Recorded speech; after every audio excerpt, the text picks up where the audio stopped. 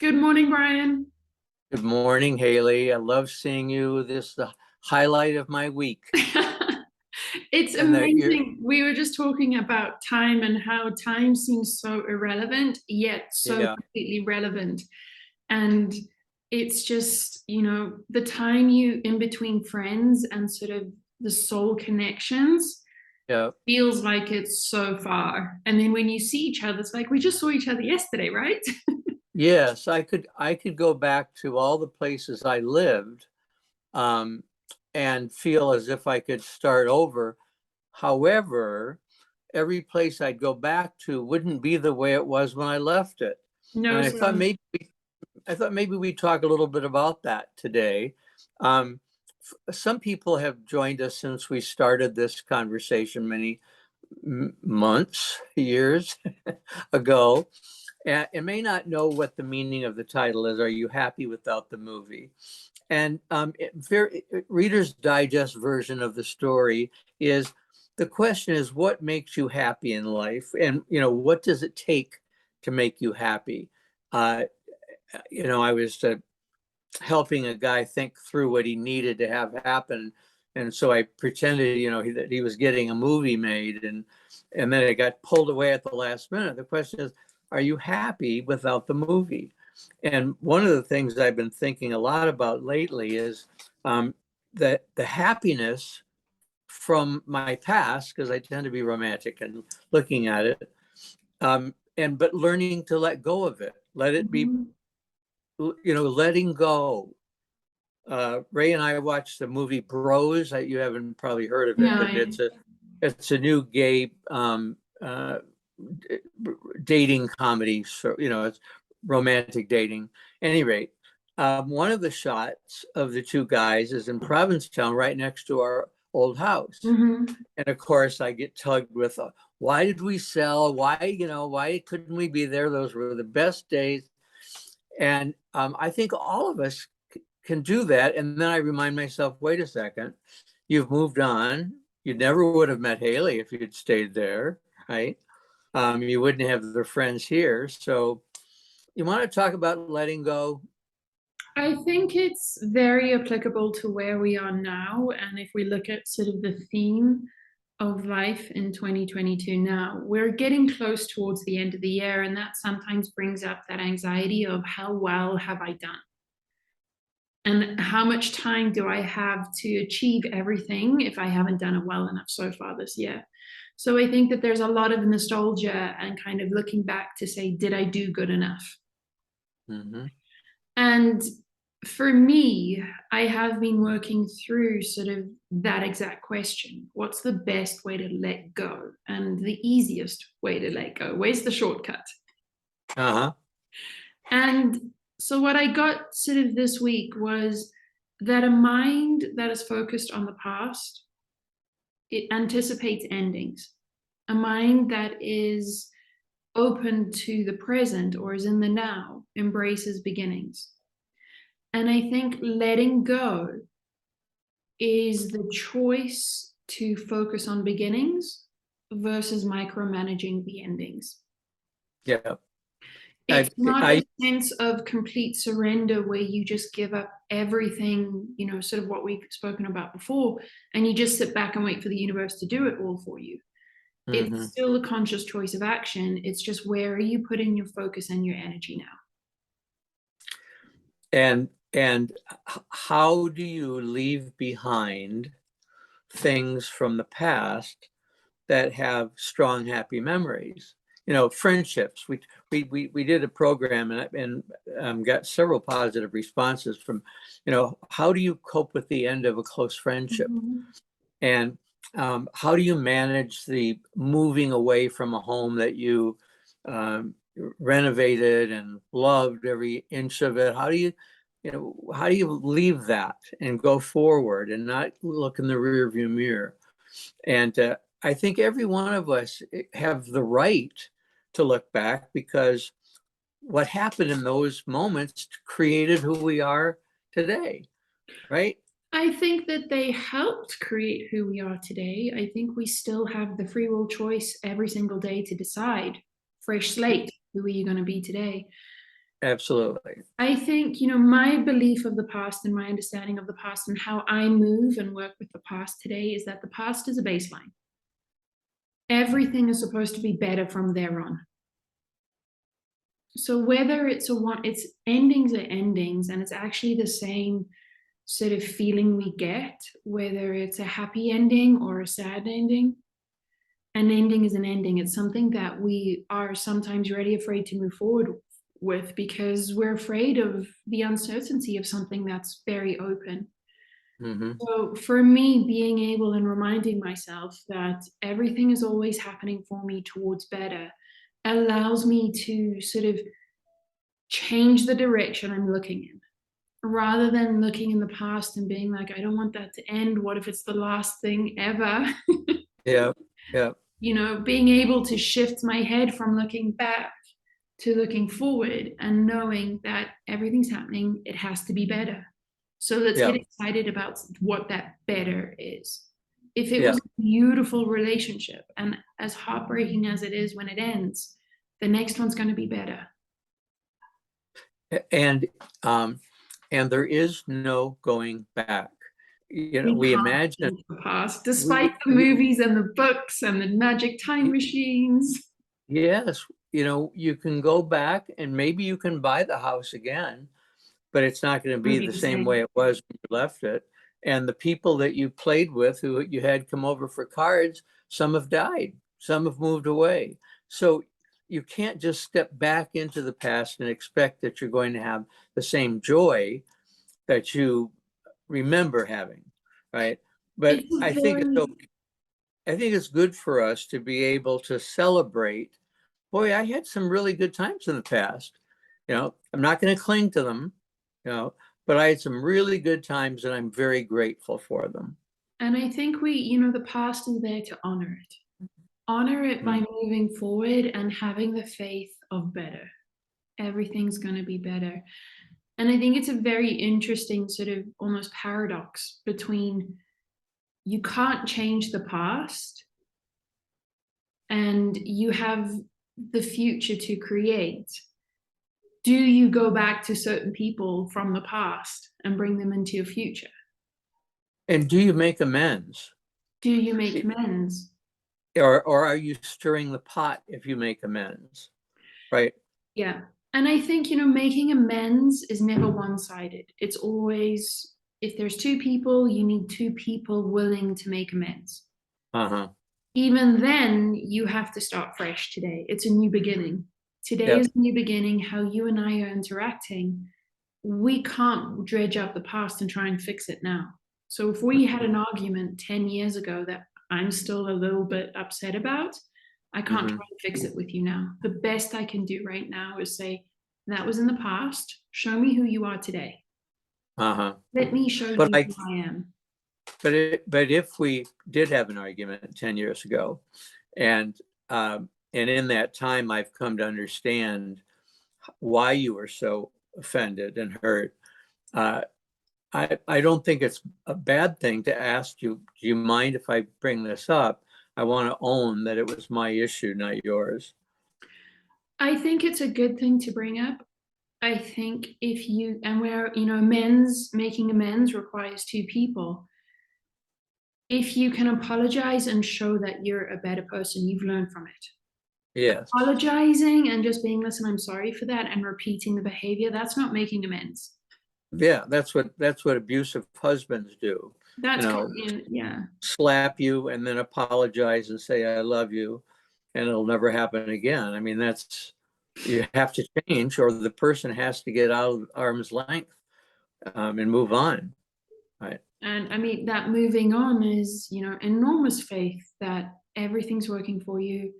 And it's sometimes really hard to tap into that faith when you're coming from a place of either everything's been really, really great and you're having a bit of a tough time, or everything's been really tough and you're trying to find the hope that things will get better.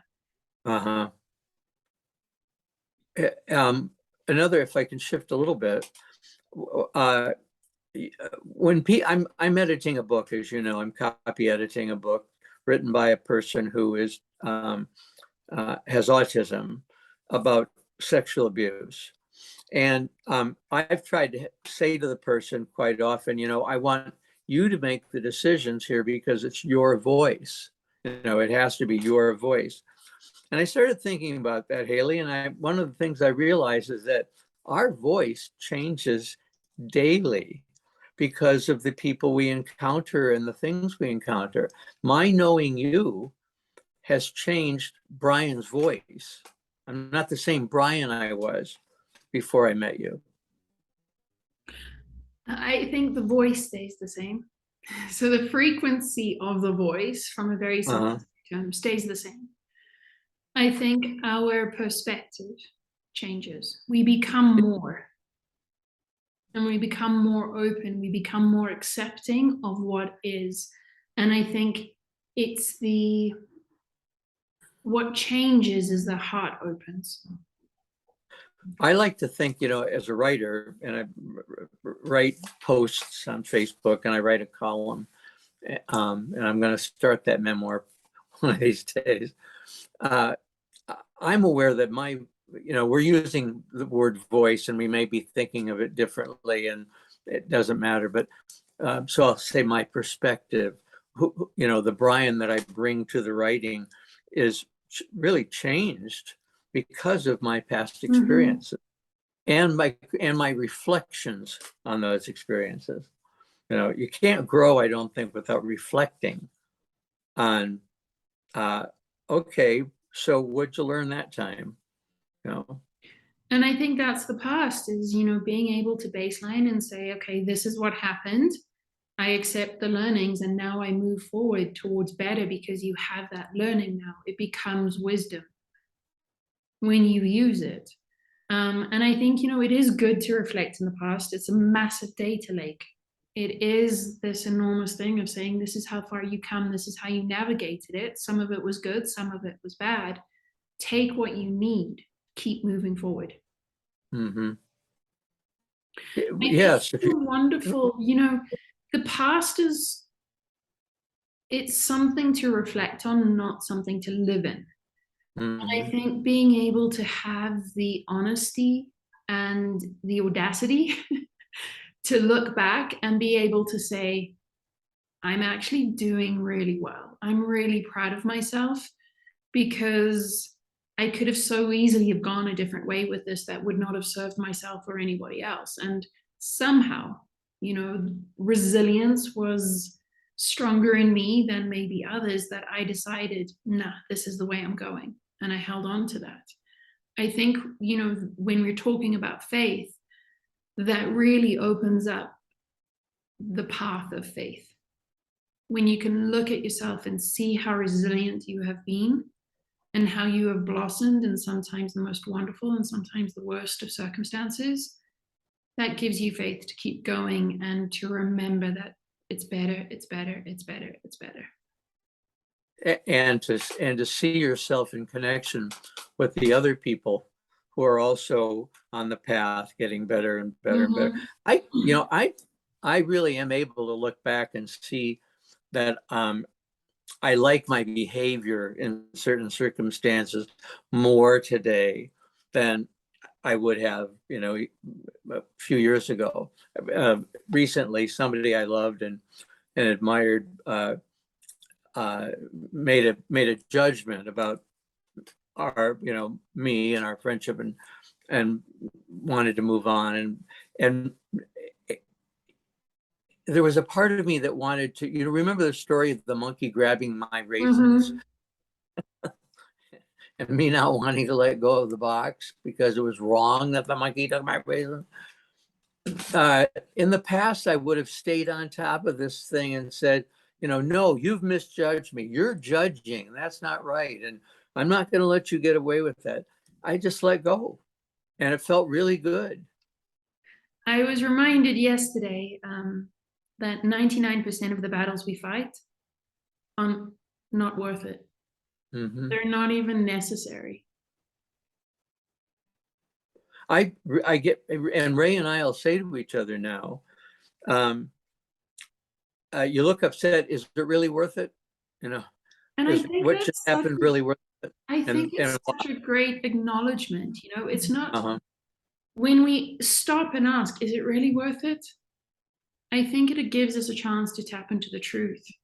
And Yeah, do I have the truth here? Like, or am I going on this whole thing of I just need to be right? I need to make right. a point, which It, is it completely ego based. is my ego talking right now, Yeah. And I think, versus soul. is it worth it is different from your self worth. Because sometimes Mhm, asking the question, is it worth it, means you are prioritizing your self worth. mhm. You're asking yourself, is it worth giving up my peace to go into battle right now? Do I have That's right. all of the information to go into battle? Or is this something where I just need to be like, I don't need to fight this? Uh-huh.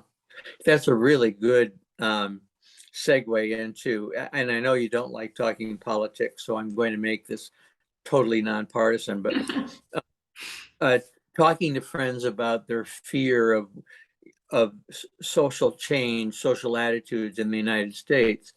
And the guy who cut my hair yesterday, I said, if so-and-so is elected in the state, and if so-and-so is elected in the, would you ever leave the country? And he said, no, he said, that doesn't impact me. It doesn't affect me. It doesn't affect my life. And, and I thought that's a really good perspective, but it's not the one that I've heard from a lot of other people who have said, no, I just could not stay in a country, that didn't want me. I'd rather go someplace where I felt wanted and safe. And so it just goes back to this whole issue of uh, how do I decide whether I am worth it? You just said, is it worth it for me to take on this battle? Or should I just walk away from it? And different people have different perspectives on the same battle. Absolutely. Absolutely. And I think, if we go back to how we started this, the past doesn't define who we are, it Mhm. informs. Every day we have a choice in terms of who am I going to be today? Can I be better than yesterday? And even if yesterday you were perfect, can you be better today? And I think when we ask that question, how can I be better today? I think many of us can possibly open into the idea of, can I be better today in accepting what is and accepting other people? Uh-huh. Accepting that there are so many different perspectives. Let me listen. Let me hear what your perspective is. And Uh-huh. I might agree with it and I might be able to be like, nah, not mine. That's where I ask, if I don't agree with it, is it worth the battle? Like, Hmm. what am I going to get out of changing your perspective to match mine? Uh-huh. I think and we've talked about this in the past, that in those situations, you first listen without, interrupting, and then you share personally how it impacts you, not just what you think, but what you feel. And then you let go. Mm-hmm. And that the person then has the choice of saying, gosh, I had no idea that it impacted them that way, not just intellectually, but physically, emotionally. Uh, Maybe, I need to rethink that because I didn't think of it as personal. So, And but they don't have to change they don't in have to order. change. I mean, compassion is being able to acknowledge other people's perspectives and still hold your truth. Hmm. Just because somebody went through something personal and you can have compassion for it doesn't mean that you have to change your entire belief system. No, no, and it doesn't. And, uh, you know, but it can inform, as you say, am I a better person today than I was yesterday? Listening to somebody and allowing it to come in to your Right. heart um, makes me a better person than I was the day before. Yeah. Where I might. When we open our hearts, we allow the space for everybody else to open their hearts.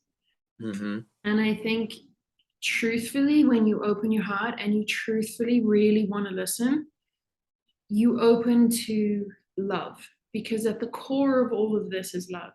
Everybody's motivation is love. We might call it money, we might call it significance, we might call it a big house, but ultimately somebody wants a big house because they love their family enough to give them a house. Mhm. And I think if we open our hearts and we listen and we allow that space, we can now connect into, I can see how this is your perspective. I can also recognize how the core of it is love. Mhm. That's where we're similar. Mhm. If indeed that's what's motivating a particular behavior. I truly believe that love is the underlying motivation for everything on this planet. And I think, regardless of how we judge the action, the underlying motivation is love. Somebody did that because they loved something or someone so much that they needed to do that.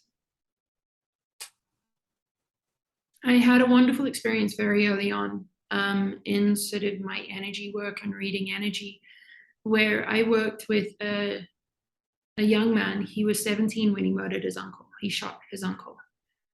Completely sober, knew what he did, took full responsibility for it.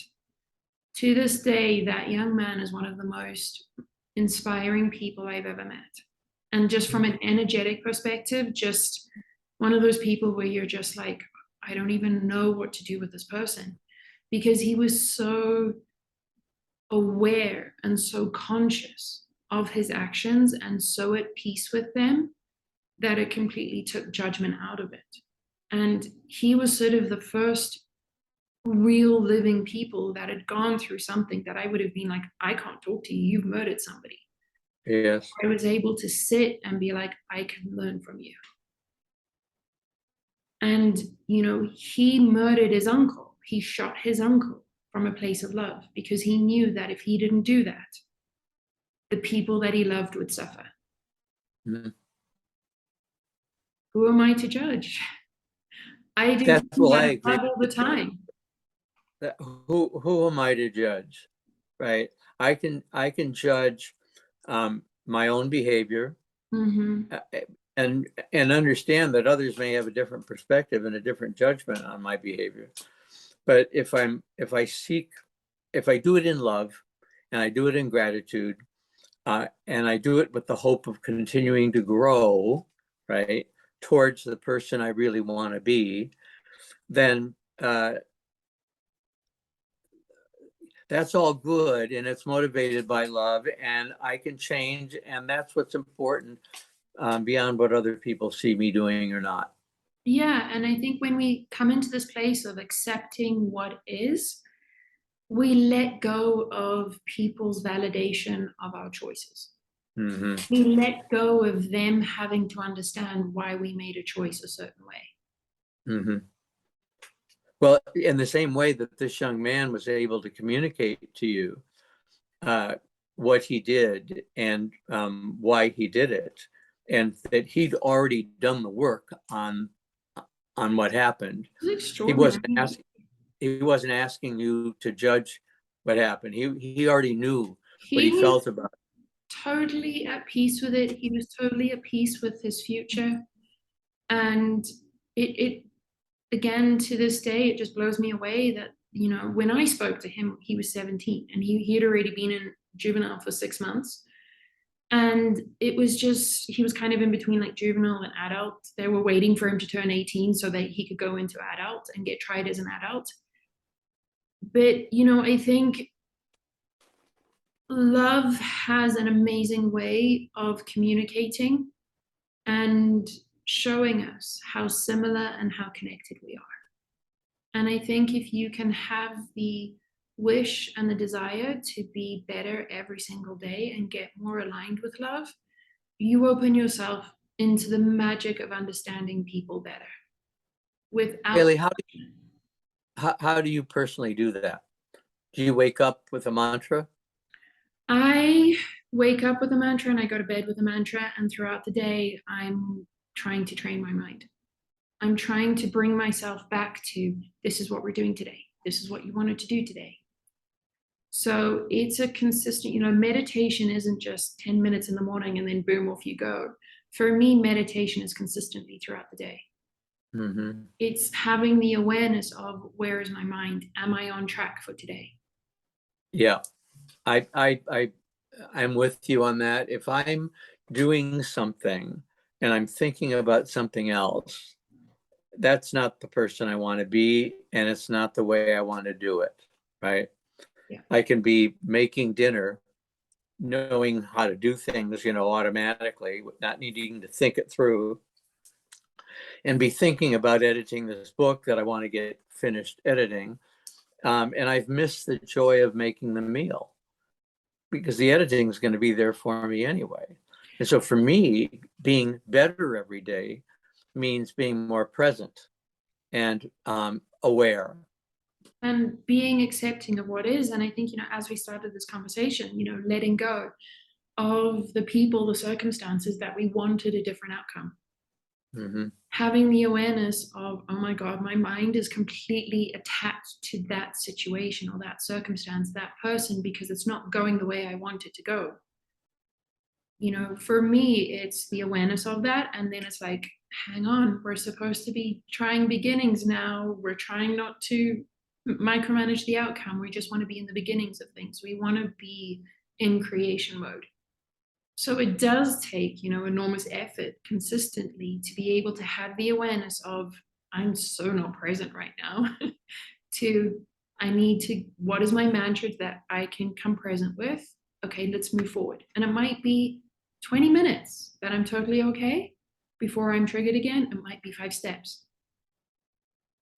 And I think that is the hero's journey, is having the courage to consistently be better. Yeah, that was the other theme that you and I began with, is that, what is the hero's journey in the different circumstances? I mean, one example, if I can give it to you, about being present and not in the past. I know a lot of people who've had bad experiences with their parents, and it's lingered and lingered and lingered, and they're so hungry for affirmation, and not just affirmation. They want an apology sometimes for how they were treated, Mm-hmm. and they can't let go, and you can say to them, you might say to your mom, Mom, I don't like how we interact with each other. I'd love it if we both felt love.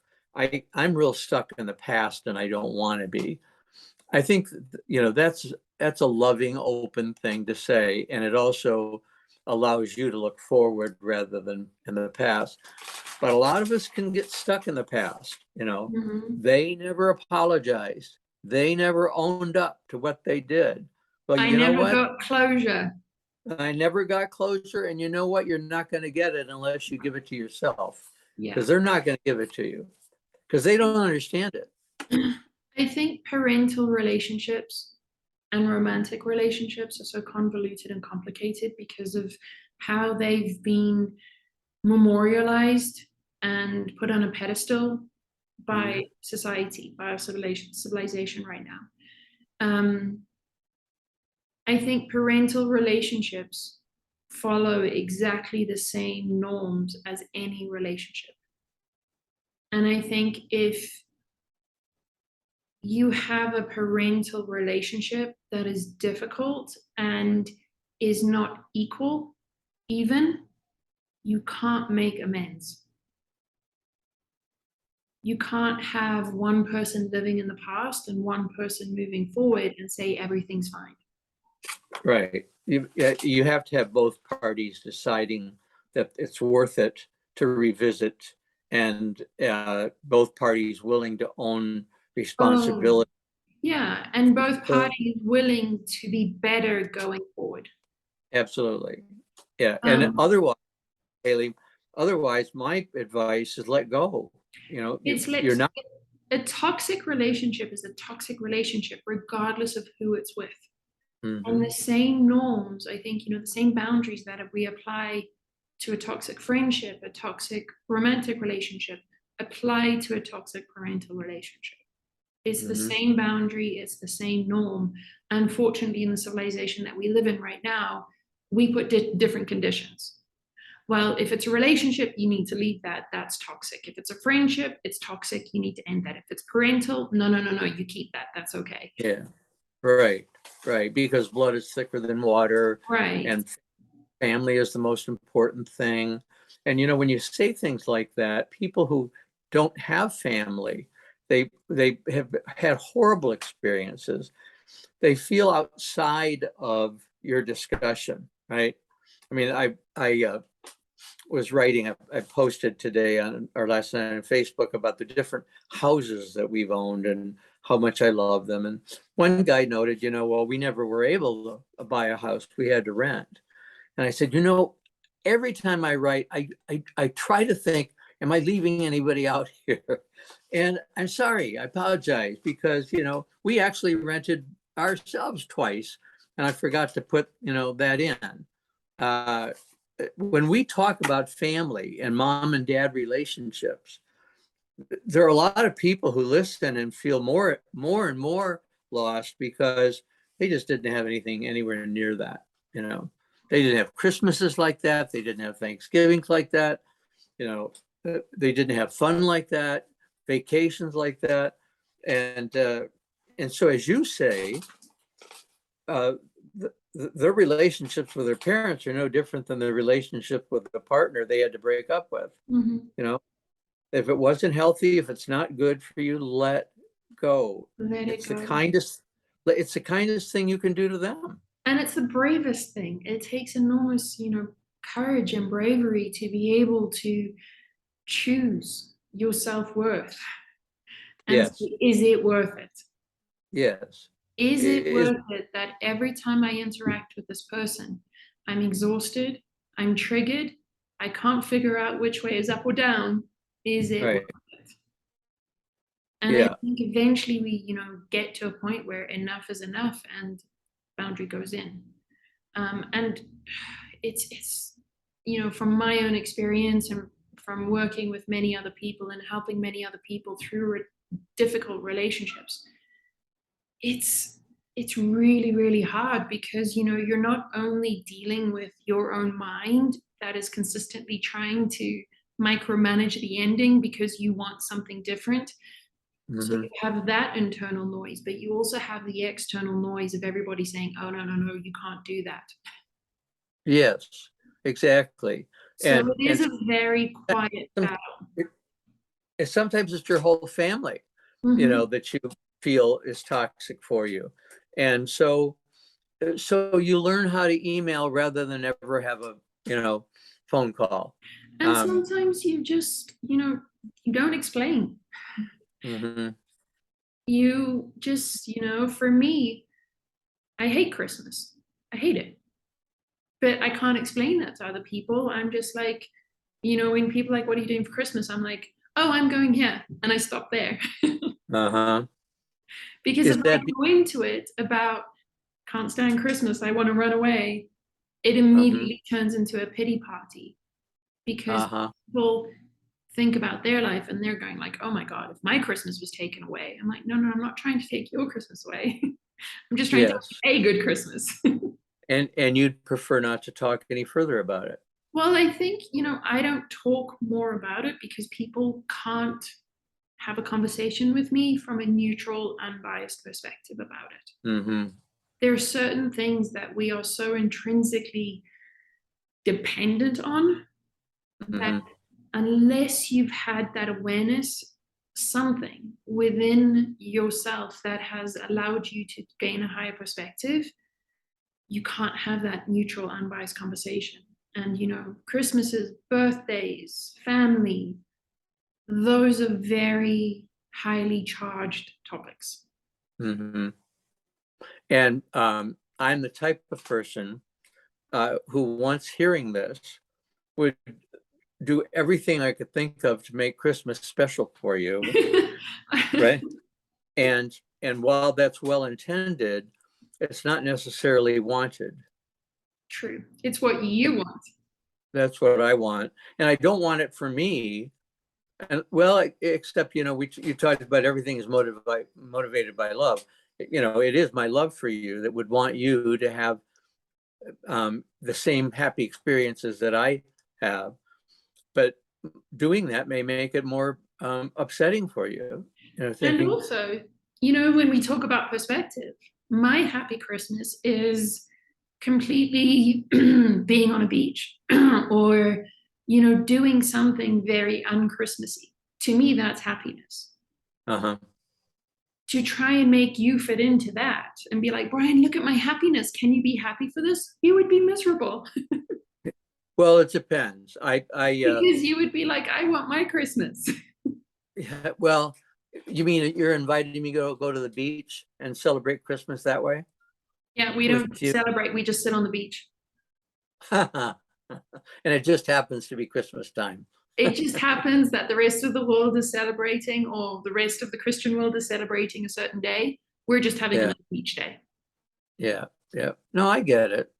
I get it. I think, sometimes we over romanticize birthdays and Christmas and Easter, etc., having to have it be just perfect, Mm.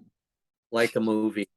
If there was a camera behind you, people would say, "Oh, that is so sweet," or "Oh, uh, and yet I find that I'm happiest on occasions that I let go of expectations. Absolutely. I think Yeah, then you're fully present to the magic and the miracles that are only in the present moment. that's right. Do you Yeah. watch Christmas movies? Too hokey? Honestly, don't like anything about Christmas. Well, you know Like, what? I don't want I Christmas won't. presents. I don't want Christmas music. I don't want crackers. Uh, weren't you? Were you here last Christmas or the Christmas before? I was in Miami, I think 3 years ago for Christmas.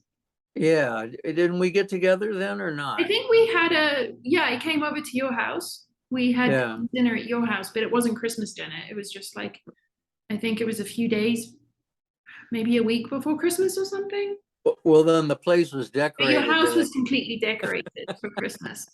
And but that again, wasn't you know, that was just for me not well, enjoying Christmas doesn't mean that I walk into your house and I'm like, oh my God, get me out of here. yeah, I'm open enough to be able to be like, oh my God, this person loves Christmas. Look at everything that they've done. This makes them happy. This is beautiful. yeah, You know, I think that's the open heart. That's being open to the perspective and being able to celebrate that this is something you love. Please know that if you come to my house, you won't find a single Christmas decoration. right. And if you're looking for me, I'll be on the beach Yeah. or at a movie. Or, you know, I'll be sitting at home and in my pajamas and maybe having like a peanut butter sandwich. And I won't be Yeah, watching a Christmas movie. I won't be watching It's a Wonderful Life. I think one of the things that I love about our conversations is that we're at a point, I think we're on the same, level of awareness in terms of letting go of things. Uh, I mean, you've been good for me in terms of on the political thing, uh, because I am very partisan. That it just, better not to talk about it um, unless you can do it in a way in which everyone feels safe and valued and you are interested in hearing their story. Now, some people hearing that comment from me will say, you're a nuts and the world's going to go to hell just because of people like you who stick their nose in the sand and, refuse to do anything. Well, that doesn't mean I'm refusing to do anything. What it means is that I'm careful about posting things that are unnecessarily going to send people into a frenzy, a political frenzy. Stick with the things that are important, that 1% of the battles that That are that are worth worth the fight. Yeah. fighting. Yeah, You know, part of being better every day, one of those qualifiers is inclusive. Are you being inclusive today? hmm And I think that would be a wonderful filter every time we consider talking about politics. Am I being inclusive? Yeah, I agree with you. I mean, I feel like I was a kid who was always trying to be inclusive, growing up, watching what one kid brought for lunch, and if it didn't look like it was much, and I didn't want credit for it. I didn't want people to say, "Oh, what a nice boy." I Right. didn't do it for that. I just did it because I wanted to share a sandwich with him because I thought he might be hungry, right? Yeah. Uh, and life can take that sweet little kid and bang him around a bit and have him a little more cautious, but it's still the same heart that's looking around the room to see, Still the same voice. yeah, did you get a Valentine, or are you the only one in the room that didn't? Yeah. And I think, I, like you, I have wonderful friends that I do love, but I know that they're very political in a certain way. And, I'm not going to end my relationship with them because I see some of their posts and I'm like, wow. Mm-hmm. But it is also, we're not going to engage in this because we're not at the same, we can't hold a conversation here. But again, for me, it's always inclusive. It's always, can I be better today? And am I treating everybody as I would want to be treated? Uh-huh. Which is, hopefully trying to show an unbiased, neutral perspective of here's my perspective, tell me yours. And a And lot of that has to do with letting go of the past. how do you treat yourself at the end of the day if upon reflection you think you didn't do a very good job of what you intended to do, that you weren't inclusive? Most of the time, I choose to give myself love. So I end every day like giving myself a hug, saying, I love you, Hayley Evans, 3 times. And saying thank You you. say it 3 times? Mm-hmm. I love you, Hayley. I love you, Hayley. I love you, Hayley. I love you, Hayley Evans. I love you, Hayley Evans. I love you, Hayley Evans. And I wrap my arms around myself. And do you look in the mirror when you say it? Not necessarily, but in the mornings, I look at myself and I focus on my eyes and I'm like, today we're gonna do good. Good. Today's gonna be a good day. And it may not be the greatest day, but it is, consistently trying to be in the present and being like, all right, I can see how in that moment I completely went into the past and was my past self. I'm going to do better tomorrow. I'm going to have the awareness. I'm going to know that that's something that triggers me. I'm going to choose to be in the openness of beginnings. Let me see how that. And I celebrate the fact that I'm aware of what I did. Awareness is like 90% of the healing. Yeah. When we look at healing ourselves from trauma, it's the awareness of how you're being triggered that is the healing. The, releasing of it is the mantras and the consistent, throughout the day. Am I on track? Am I doing what I want to do today? Am I being the person that I'm proud to be today?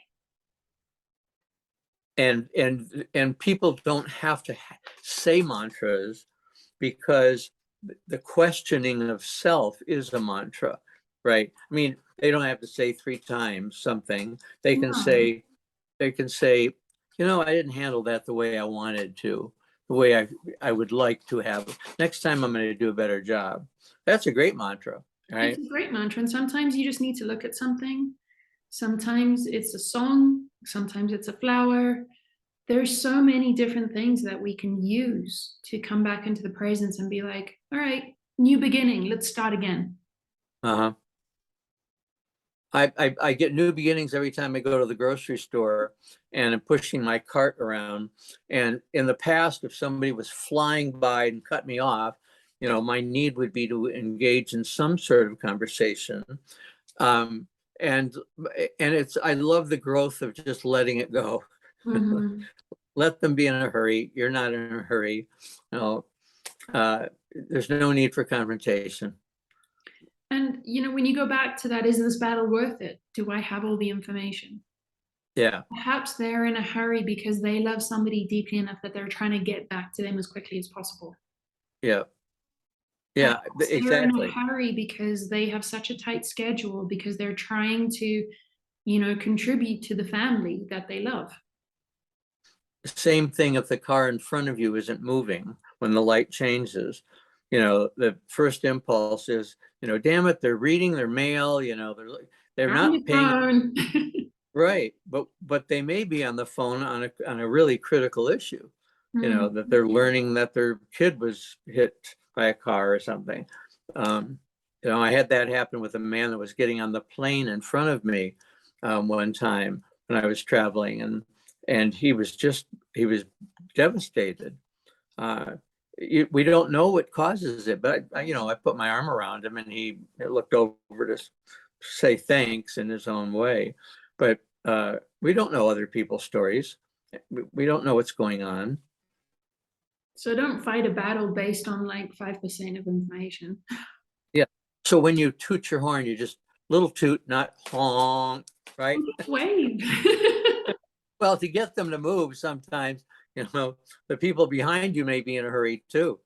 So I think little that's toot. one of the most wonderful things about Mexico is that they all have different horns. Oh, they But do? very rarely do you hear like the traditional like wah. Yeah, yeah, yeah, yeah. So those are wonderful sort of present moment triggers where you hear that and you're like, oh man, that's the best thing ever. Because it's not the same. It's not the same, and it's just like, oh man, he actually wired his car to create his own horn. Oh, they do that. It's not Oh yeah. manufactured. No, Oh, they have a switch. I like that. Super cool. Like the different phones. Yeah. So, Why not have a different horn? how are we doing on time? We have about 10 minutes. We have good Okay. time. Anything you would like to talk about? Anything that we've talked about today or haven't talked about? I think it's, a lot for me is the trust in being able to let go of the past and know that the future or the present moment is going to be better. And I think often we think that trust should be immediate. Like suddenly you have to have trust. And I think to help letting go become a little bit easier, it's also letting go of the idea that you go from 0 to 100% trust in 2 seconds. Trust is built up moment after moment after moment. So if you can allow yourself to be present, allow yourself to say, just for this moment, I'm going to try and trust. You start creating the trust that things will be better. Everything's moving towards better. I think we get very confused with trust. I think trust is something that's been romanticized.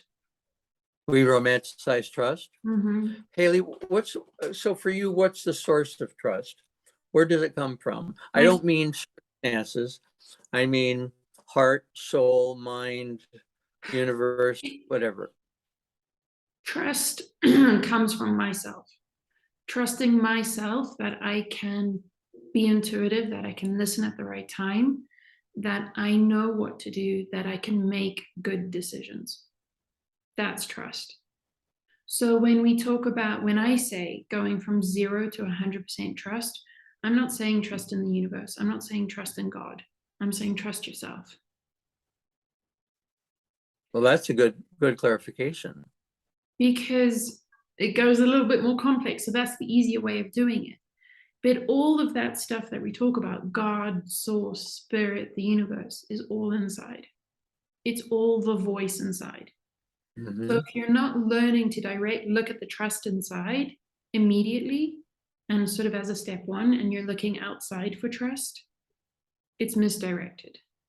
Mm-hmm. It's always going to be hard to be able to trust because that's not trust.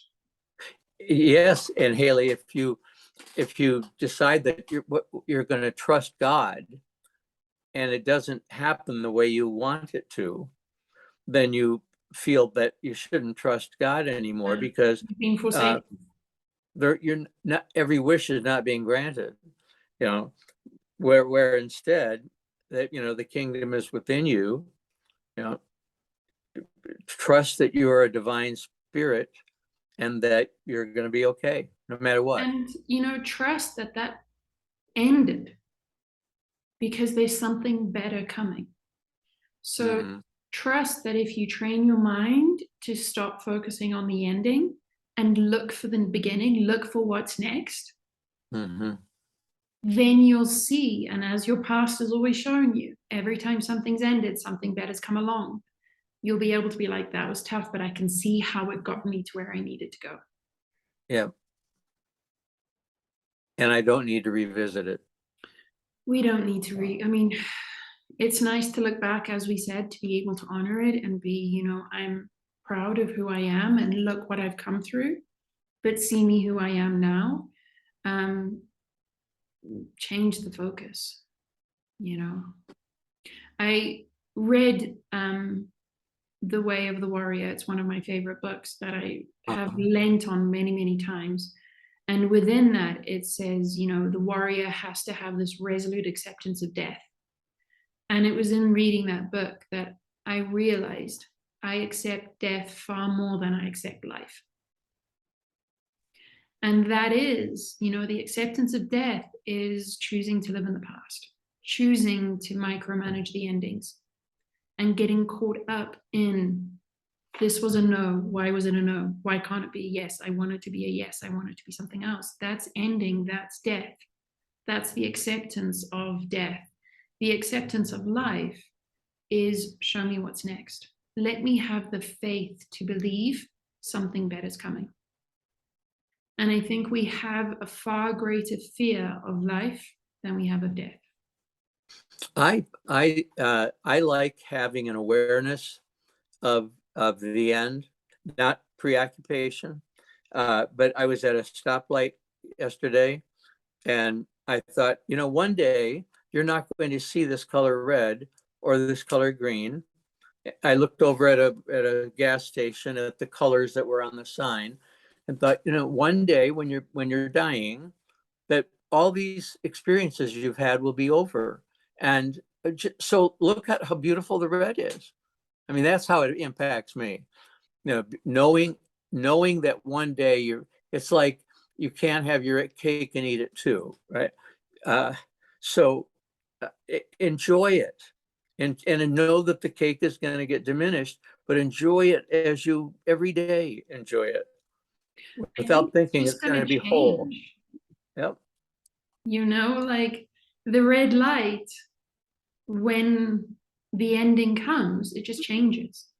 You get a different perspective of it. So it's no longer just red. Maybe you start seeing the different fabrics of colors that are in that red. That's the beginning. That's the beginning. Yeah. Well, as I say, I do like, at my age, being willing to entertain that there will be a point where this body is no longer here, this voice is no longer speaking, and that's okay. Yeah. For me, that's far easier to accept than life. Yeah. It's a much more peaceful acceptance than, so how are you going to get through this? You're right. It's a solitary. It's allowing yourself to be on your own journey by yourself, unimpacted by anybody around you. That's your death. And whatever happens next is your experience. And you don't have to worry about the neighbor's dog, and you don't have to worry about, whether or not the car has gas. That's all over with. Right now, it's a new experience for you. And honestly, that's every moment. It is. It's choosing to see in every moment what's heaven. Yeah. Heaven surrounds me. Creating heaven on earth. Yeah. Well, creating or witnessing. Mm-hmm. Those extraordinary clouds that take my breath away. I'm walking the dog. I didn't create them, but I became aware of them. I became aware that is heaven. That's your heaven, Brian McNaught. Yep. You may not. That's just for you. You may not be looking at the Swiss Alps at this moment. That's their heaven. This is your heaven. Mm-hmm. See it, feel it. Be with it. You float with it. It's gorgeous. Yep. Yeah. And then that moment ends because there's another cloud. So welcome to death and welcome to life. Absolutely. Right. And keep your eyes open. Yeah. And for me, the challenge is like the challenge in front of me right now is, that piece that we were talking about in the acceptance of death. have that same peace with the acceptance of life. Yeah. Well, that's another thing we should talk more about. We should. We're got like 4 minutes left. Okay. So Okay. I think it's probably a good time before we go into a whole nother subject, which will take us 30 minutes because we're Oh good yeah, like that.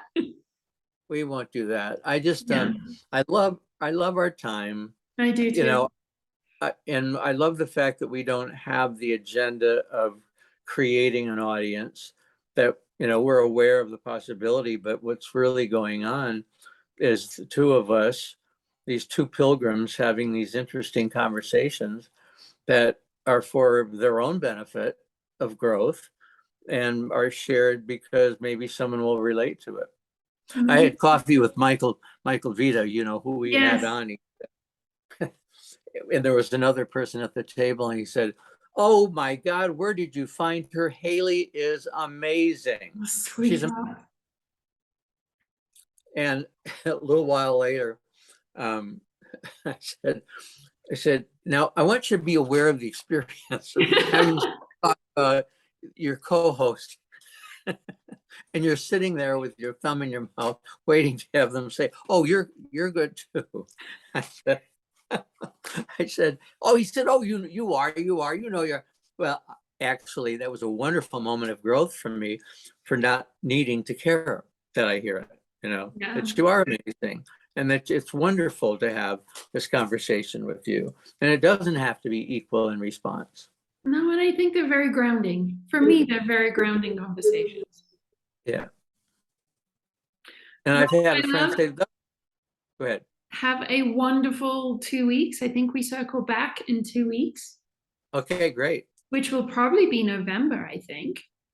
I think so, and after Halloween, and After Halloween, after the eclipse. Oh my. and maybe we'll have a guest. Who knows? Who knows?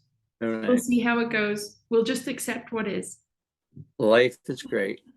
Lots of love to you, and we'll speak soon. Thank you, Haley. Love you. Bye. Bye bye.